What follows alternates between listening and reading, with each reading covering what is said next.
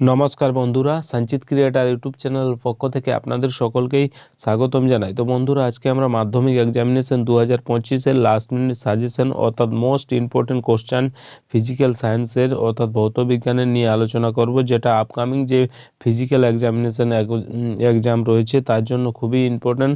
তো ভিডিওটি স্কিপ না করে সম্পূর্ণ দেখবেন এবং চ্যানেলে ফার্স্ট টাইম ভিজিট করলে নিত্য নতুন এরকম আপডেট পাওয়ার জন্য আমাদের চ্যানেলটি সাবস্ক্রাইব করবেন। তো আমরা আজকে ফিজিক্যাল সায়েন্স অর্থাৎ ভৌতবিজ্ঞানের যে মোস্ট ইম্পর্টেন্ট কিছু কোশ্চেন সেগুলো নিয়ে আলোচনা করব, যেগুলো আপনাদের যে আপকামিং যে এক্সামিনেশন রয়েছে সেটাতে আসার প্রবল সম্ভাবনা রয়েছে সে নিয়ে আলোচনা করব। তো ফার্স্ট আমরা যে কোশ্চেন নিয়ে আলোচনা করব সেটা আপনাদের শর্ট কোশ্চেনও আসতে পারে, অর্থাৎ 2 নম্বরের কোশ্চেনও আসতে পারে, কিংবা লং কোশ্চেনও আসতে পারে। আপনাদের যে মার্কের হিসাবে আসবে সেরকমভাবে আপনারা লিখবেন। তো 1 নম্বর বলছে দীর্ঘদৃষ্টি এবং হ্রস্ব দৃষ্টি কি এবং এর প্রতিকারের উপায় কি। অর্থাৎ ফার্স্ট আপনাদের যে দীর্ঘদৃষ্টি এবং হ্রস্ব দৃষ্টি ব্যাপারটা কি বা আসলে কি সেটা লিখতে হবে, এবং তারপর সেটা থেকে প্রতিকার অর্থাৎ তার থেকে প্রতিকারের যে উপায় সেটা লিখতে হবে। এরপর রয়েছে 2 নম্বর। 2 নম্বর কি বলছে? 2 নম্বর বলছে ইনভার কাকে বলে, সেলসিয়াস ও ফারেনহাইটের মধ্যে সম্পর্ক স্থাপন করো। অর্থাৎ এখানে বলছে ইনভার কাকে বলে এবং সেলসিয়াস ও ফারেনহাইটের মধ্যে সম্পর্ক স্থাপন করতে বলা হয়েছে। এরপর 3 নম্বর। 3 নম্বর কি বলছে না, 3 নম্বর বলছে তাপ পরিবাহিতা বা তাপ পরিবাহিতাঙ্ক কাকে বলে, একক ও মাত্রা লেখো। অর্থাৎ একক এবং মাত্রা লিখতে বলা হয়েছে, তার পূর্বে তার যে সংজ্ঞা অর্থাৎ তাপ পরিবাহিতা বা তাপ পরিবাহিতাঙ্ক কাকে বলে সেটা লিখতে বলা হয়েছে। এরপর 4 নম্বর। 4 নম্বর কি বলছে হাইড্রোজেনকে দুষ্ট মৌল বলে কেন, ইউরেনিয়ামাত্তর মৌল কি। অর্থাৎ 4 নম্বর বলছে হাইড্রোজেনকে দুষ্ট মৌল বলে কেন এবং ইউরেনিয়ামাত্তর মৌল কি।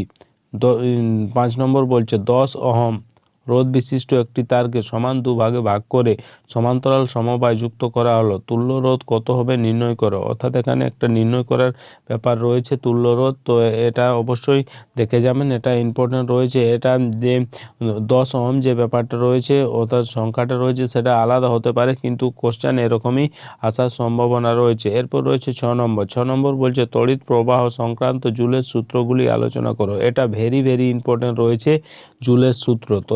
তড়িৎ প্রবাহ সংক্রান্ত যে জুলের সূত্রগুলি রয়েছে সেগুলো অবশ্যই পড়ে যাবেন। সেগুলো নিজের যে এক্সামিনেশন অর্থাৎ আপকামিং যে ফিজিক্যাল সায়েন্সের ভৌতবিজ্ঞানের এক্সাম রয়েছে সেটাতে আসার প্রবল সম্ভাবনা রয়েছে। তো জুলের সূত্রগুলো অবশ্যই দেখবেন। এবং 7 নম্বর বলছে তড়িৎ চুম্বকীয় আবেশ সংক্রান্ত লেন্জের সূত্রটি লেখো। এটাও ভেরি ইম্পর্টেন্ট রয়েছে, এটাও অবশ্যই দেখে যাবেন যে তড়িৎ চুম্বকীয় আবেশ সংক্রান্ত লেন্জের যে সূত্রটি রয়েছে সেটা অবশ্যই দেখে যাবেন। এরপর নিচে বলছে যে মোটর ও ডায়নামোর মধ্যে 2টি পার্থক্য লেখো। এখানে 2টি পার্থক্য উল্লেখ করতে বলা হয়েছে, তাহলে এটা 2 নম্বরের হবে।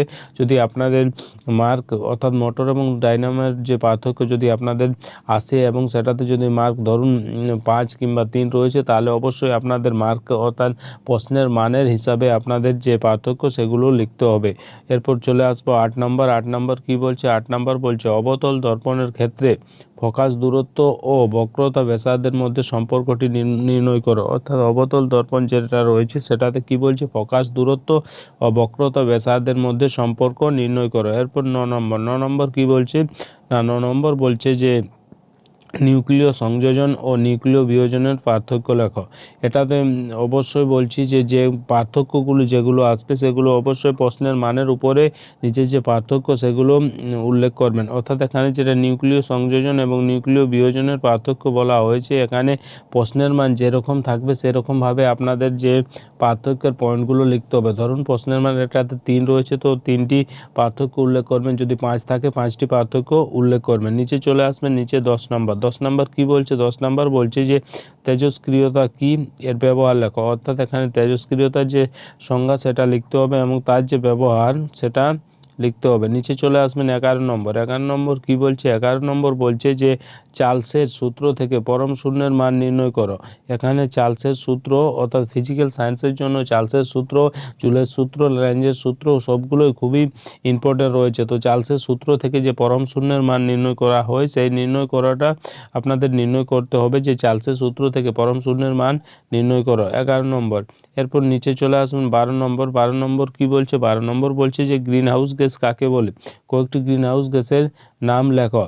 এখানে বলছে গ্রিন হাউস গ্যাস কাকে বলে সংজ্ঞাটা লিখতে হবে এবং কয়েকটি গ্রিন হাউস গ্যাসের নাম এখানে জিজ্ঞেস করা হয়েছে সেগুলো লিখে নেবেন। এরপর 13 নম্বর। 13 নম্বর কী বলছে? না 13 নম্বর বলছে ওজোন গহ্বর সৃষ্টির কারণগুলি কী কী? অর্থাৎ ওজোন গহ্বর যে সৃষ্টি হয় তার যে কারণগুলি রয়েছে সেগুলো আপনাদের এখানে উল্লেখ করতে হবে যে ওজোন গহ্বর সৃষ্টির কারণগুলি কী কী রয়েছে। চলে আসবেন নিচে 14 নম্বর। 14 নম্বর কী বলছে? বলছে চিত্রসহ উত্তর লেন্সের সংজ্ঞা দাও। অর্থাৎ এখানে উত্তর লেন্সের সংজ্ঞা দিতে বলা হয়েছে সেটা অবশ্যই দেখে যাবেন এবং উত্তর লেন্স কীভাবে সমশীর্ষ বিবর্ধিত সৎ অবশীর্ষ ও খর্বাকার প্রতিবিম্ব গঠন করে তা রেখাচিত্রের সাহায্যে দেখা। অর্থাৎ এখানে যে উত্তর লেন্সের সংজ্ঞা ফার্স্ট বলেছে সেটা পড়ে যাবেন অবশ্যই। তারপর বলছে উত্তর লেন্স কীভাবে সমশীর্ষ বিবর্ধিত সৎ অবশীর্ষ ও খর্বাকার প্রতিবিম্ব গঠন করে তা রেখাচিত্রের সাহায্যে দেখা। এটাও অবশ্যই দেখে যাবেন, খুবই ইম্পর্টেন্ট রয়েছে। এরপর রয়েছে 15 নম্বর। 15 নম্বর এটা সব থেকে বেশি ইম্পর্টেন্ট যে ফ্লেমিংয়ের বাম হস্ত নিয়মটি লেখো। অর্থাৎ ফ্লেমিংয়ের যে বাম হস্ত নিয়ম ছিল সেটা অবশ্যই পড়ে যাবেন, সেটা আপকামিং যে এক্সামিনেশন রয়েছে তার জন্য খুবই ইম্পর্টেন্ট রয়েছে। এরপর রয়েছে 16 নম্বর। 16 নম্বর কী বলছে? 16 নম্বর বলছে যে দ্বিধাতব পাত কী, এর ব্যবহার লেখো। এরপর বলছে রিভেট করা দ্বিধাতব পাতকে উত্তপ্ত করলে সেটি বেঁকে যায় কেন? অর্থাৎ ফার্স্ট দ্বিধাতব পাত কী রয়েছে তার সংজ্ঞা লিখতে হবে এবং তার ব্যবহার লিখতে হবে এবং নিচে চলে আসবে রিভেট করা দ্বিধাতব পাতকে উত্তপ্ত করলে সেটি বেঁকে যায় কেন সেটাও লিখতে হবে। এরপর চলে আসবেন 17 নম্বর। 17 নম্বর কী বলছে? 17 নম্বর বলছে যে তাপ পরিবাহিতা কী কী বিষয়ের উপর নির্ভর করে? কঠিনের মধ্য দিয়ে পরিবাহিত তাপের রাশিমালা নির্ণয় করো। এই সমীকরণ থেকে তাপীয় রোধ উল্লেখ করো। অর্থাৎ তাপ পরিবাহিত কী কী বিষয়ের উপর নির্ভর করে লিখতে হবে এবং কঠিনের মধ্য দিয়ে পরিবাহিত তাপের রাশিমালা নির্ণয় করতে বলা হয়েছে। এই সমীকরণ থেকে তাপীয় রোধ উল্লেখ করো। এরপর রয়েছে 18। 18 কী বলছে? না 18 বলছে কঠিন পদার্থের মধ্য দিয়ে তাপ পরিবহনের হার কী কী বিষয়ের উপর নির্ভর করে? অর্থাৎ কোনো কঠিন পদার্থ রয়েছে সেই পদার্থের উপর দিয়ে যে তাপ পরিবহনের হার কী কী বিষয়ের উপর নির্ভর করে সেটা উল্লেখ করতে হবে। এরপর রয়েছে 19 নম্বর। 19 নম্বর বলছে যে 0 ডিগ্রি সেন্টিগ্রেড উষ্ণতায় কোনো গ্যাসকে উত্তপ্ত করায় চাপ ও আয়তন উভয় কী হয়? দ্বিগুণ হয়। গ্যাসটির অন্তিম উষ্ণতা কত? অর্থাৎ এখানে বলছে যে একটা 0 ডিগ্রি সেন্টিগ্রেড উষ্ণতায় কোনো গ্যাসকে উত্তপ্ত করা হলো তাহলে কি হয়? না চাপ ও আয়তন উভয় দ্বিগুণ হয়। গ্যাসটির অন্তিম যে উষ্ণতা সেটা কত হবে সেটা লিখতে হবে। তো এটাও খুবই ইম্পর্ট্যান্ট রয়েছে, অবশ্যই এটা ভালো করে পড়ে যাবেন যাতে এক্সামে এলে অবশ্যই যেটার উত্তর দিতে পারেন। এরপর রয়েছে 20 নম্বর। 20 নম্বর কী বলছে? আদর্শ গ্যাসের গতিতত্ত্বের স্বীকার্যগুলি লিখো। এটাও এক্সামের জন্য খুবই ইম্পর্ট্যান্ট রয়েছে যে আদর্শ গ্যাসের গতিতত্ত্বের স্বীকার্যগুলি লেখো। এরপর বলছে আদর্শ আচরণ থেকে বাস্তব গ্যাসগুলির বিচ্যুতির কারণগুলি কী কী? অর্থাৎ আদর্শ যে আচরণ সেখান থেকে বাস্তব গ্যাসগুলির বিচ্যুতির কারণগুলি কী কী? এরপর রয়েছে 21 নম্বর। 21 নম্বর কী রয়েছে? না 21 নম্বর বলছে বাস্তব গ্যাস কাকে বলে? কোন অবস্থায় বাস্তব গ্যাস আদর্শ গ্যাসের ন্যায় আচরণ করে? আচরণের বিচ্যুতির কারণ কী? অর্থাৎ এখানে বাস্তব গ্যাসকে ফার্স্ট সংজ্ঞা দিতে হবে যে বাস্তব গ্যাস কাকে বলে, কোন অবস্থায় বাস্তব গ্যাস আদর্শ গ্যাসের ন্যায় আচরণ করে, অর্থাৎ কোন এমন অবস্থা রয়েছে যেখানে বাস্তব গ্যাস কি গ্যাসের ন্যায় আচরণ করে, আদর্শ গ্যাসের ন্যায় আচরণ করে। আচরণের বিচ্যুতির কারণটা এখানে জিজ্ঞেস করা হয়েছে। এরপর বলছে 22 নম্বর। এই কোশ্চেনটা ভেরি ভেরি ইম্পর্টেন্ট রয়েছে যে বয়েল, চার্লস ও অ্যাভোগাড্রো সূত্রের সমন্বয়ে গঠিত আদর্শ গ্যাস সমীকরণ প্রতিষ্ঠা করো। এই তিনটে নাম ফিজিক্যাল সায়েন্স অর্থাৎ ভৌতবিজ্ঞানের ক্ষেত্রে খুবই ইম্পর্টেন্ট, বয়েল, চার্লস ও অ্যাভোগাড্রো। তো এখানে কোশ্চেনে বলাই হয়েছে বয়েল, চার্লস ও অ্যাভোগাড্রো সূত্রের সমন্বয়ে গঠিত আদর্শ গ্যাস সমীকরণ এখানে প্রতিষ্ঠা করতে বলা হয়েছে, যেটা 22 নম্বর কোশ্চেন, খুবই ইম্পর্টেন্ট রয়েছে, অবশ্যই ভালো করে পড়ে যাবেন। এরপর রয়েছে 23 নম্বর। 23 নম্বর কী বলছে? 23 নম্বর বলছে চার্লস ও বয়েলের সমন্বয় সূত্রটি প্রতিষ্ঠা করো। আবার সেই চার্লস ও বয়েলের যে সমন্বয় সূত্রটি সেটা প্রতিষ্ঠা করতে কথার বলা হয়েছে। তো অবশ্যই সেটা ভালো করে পড়ে যাবেন যাতে আপনাদের এক্সামে এলে আপনারা ভালো করে সেটার উত্তর লিখতে পারেন। এরপর নিচে চলে আসবেন 24 নম্বর, বলছে চার্লসের সূত্র থেকে ভি বনাম টি প্রমাণ করো চিত্রসহ। অর্থাৎ চার্লসের যে সূত্র রয়েছে সেটা থেকে আপনাদের কি করতে হবে, ভি বনাম টি যে প্রমাণ সেটা করতে হবে। অবশ্যই সেটা চিত্রের সাহায্য নিতে হবে, এটাও ভালো করে পড়ে যাবেন। এরপর রয়েছে 25 নাম্বার। 25 নাম্বার কি বলছে? 25 নাম্বার বলছে যে চার্লসের সূত্রটি বিবৃতি করো, এর থেকে পরম শূন্য উষ্ণতার মান নির্ণয় করো। এই কোশ্চেনটা উপরেও আমরা আলোচনা করলাম, তবুও এটা দেখে যাবেন যে চার্লসের যে সূত্র রয়েছে সেই সূত্রটি বিবৃতি করো এবং এর থেকে যে পরম শূন্য উষ্ণতার মান সেটা কি করে নির্ণয় করবেন সেটা অবশ্যই দেখে যাবেন। এরপর নিচে চলে আসবেন 26 কি বলছে?